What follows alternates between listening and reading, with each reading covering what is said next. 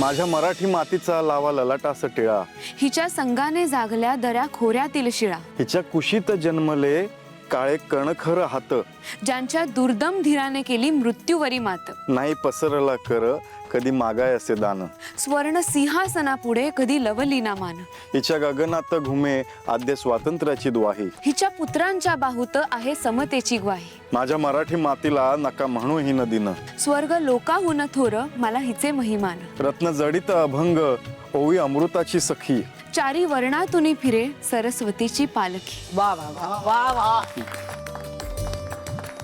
आहा कमाल। खरंच वाटलं नव्हतं मला की या खेळामध्ये एवढी मज्जा आहे। ताराला तर मी पट्ट्याने आंघोळ घातले, सर्वात जास्त पट्ट्यात तिलाच लागलेत। पण खरंच आपण सगळे खेळात इतके रमून गेलो की कोणाला किती पट्ट्या लागले ते कळलंच नाही। हा पण आई आणि सावलीला एकही पट्टी लागली नाही हा। नाही, आता आपल्या रोजच्या बोलण्यात अनेक परभाषांमधले शब्द आलेले आहेत, पण यामुळेच भाषा समृद्ध होत असते ना। पण आजच्या दिवशी आपली भाषा जपणं, तिचं पावित्र्य जपणं फार महत्वाचं आहे। काय सारंग? बरोबर आहे बाबा। हे सारंग, तुला आठवतंय तुला वक्तृत्व स्पर्धेमध्ये पारितोषिक मिळालं होतं, प्रथम पारितोषिक वक्तृत्व। हा. तारा, वक्तृत्व म्हणजे काय माहितीये का तुला? दादा दादा तुझं उद्या हा जाऊन आय विल कॅरी ऑन। दादा लावून घेतो मी स्वतः। तर मुद्दा काय आहे की वक्तृत्व स्पर्धेमध्ये सारंगला पारितोषिक मिळालं होतं आणि माझ्या वर्ग शिक्षिका मला सांगत आलेल्या, बाबा आठवतं तुम्हाला? अरे मला वर्ग शिक्षकांनी येऊन सांगितलं तुझ्या लहान भावाला पारितोषिक मिळालंय म्हणून। नाही म्हणजे तेव्हा मी घरात नव्हते, मी महत्वाच्या कामासाठी बाहेर गेले होते। पण घरी आल्यानंतर बाबांनी मला सगळं सांगितलं बरं। मग मी काय बोलतोय, आज एक भाषण होऊन जाऊन दे ना सारंग दादा, एक भाषण एक। अरे काय होऊन जाऊ दे, अरे कधीच आहे ते, विसरलो मी आता। अरे सारंग, शब्द आठवणार नाहीत पण भावना तर तीच आहे ना। मग बोल, काय मनात आहे ते। हा बरं, तेव्हा मी एकटा होतो, आता माझी बायको आहे, तर सावलीने पण सोबत केली पाहिजे ना।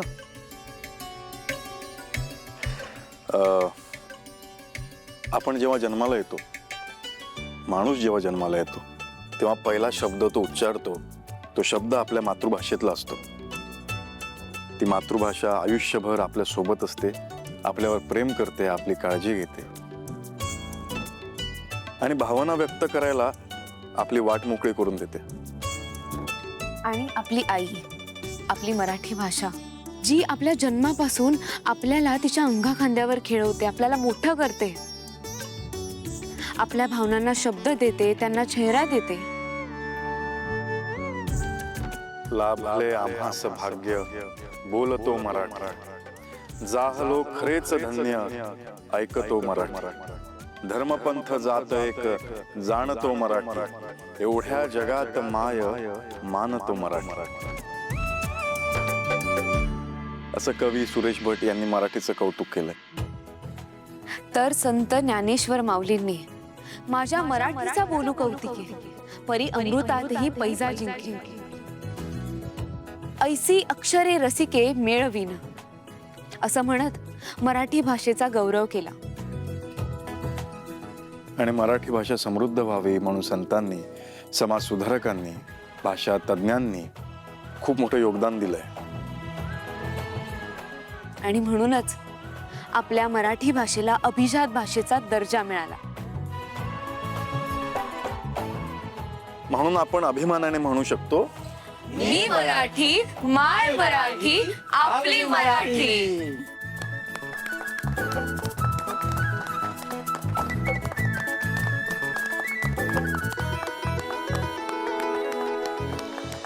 मस्त, खरंच आजचा दिवस सार्थकी लागला म्हणायचं।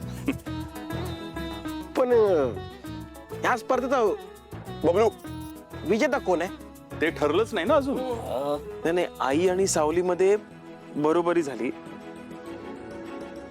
तर आता खरा विजेता कोण आहे हे ठरणार कसं? आपण एक काम करू, म्हणजे एक खेळ खेळू, आई आणि सावली दोघी एकमेकींना प्रश्न विचारतील. त्या प्रश्नांची उत्तरं देताना समजा इंग्रजी शब्द वापरला तर ती व्यक्ती हरणार. या खेळाला आपण जलद गतीची प्रश्न मंजुषा असं नाव देऊ शकतो. बर मान्य आहे. चला चला करा सुरू. काय ग सावली, तू हरायला तयार आहेस ना? कारण मला हरवणं एवढं सोपं नाहीये. तयार आहे मी. बर, मग पहिला प्रश्न मी विचारते तुला. मला सांग, या घरात तू सगळ्यात जास्त कोणाला घाबरतेस? कोणाची भीती वाटते तुला? प्रेम जिथे असतं तिथे भीतीला जागा नसते, म्हणून भीती नाही वाटत. वा वा. आता मी विचारते, तुम्हाला आजचा स्वयंपाक कसा वाटला? सुंदर होता, चविष्ट होता. पण मला असं वाटतं की आहार नियंत्रणाची जास्त गरज आहे आपल्या घरात. काय वाटतंय तुला? आता मी विचारते प्रश्न. मला सांग, तुला भविष्यात आणखीन काय काय करायला आवडेल? पुढचं अजून नियोजन नाही केलंय मी, पण तुम्ही सगळेच माझे सोबती आहात, मार्गदर्शक आहात. तुम्ही सगळेच मला दिशा दाखवाल. आता माझा प्रश्न, तुम्हाला सगळ्यात जास्त कशाचा राग येतो? खोटं बोलण्याचा, फसवणूक केल्याचा. आणि जी माणसं हे करतात ना, त्यांना मी अजिबात माफ नाही करू शकत.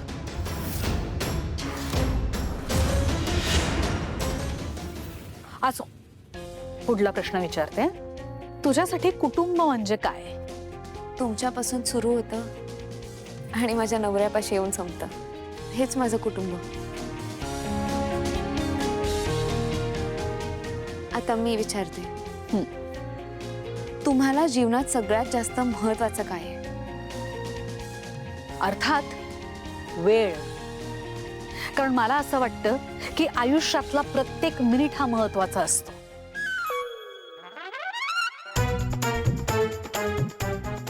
काय काय नाही, प्रत्येक क्षण.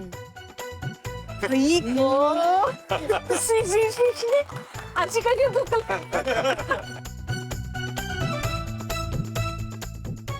चला लावा पट्टी. इथे लाव, इथे लाव. अगं लाव ग, घाबरू नको. घे. हा. चंद्रकांत,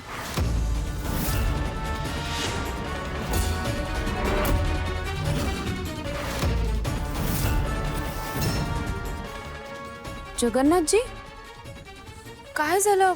इथे अचानक आलात? सगळं ठीक आहे ना? सावली, मला तुझ्या एकाही प्रश्नाचं उत्तर आत्ता द्यायचं नाही. मला ना फक्त चंद्रकांतशी बोलायचं आहे. आणि मला त्याच्याकडनं काही प्रश्नांची उत्तरं हवी आहेत, आणि तीही खरी खरी.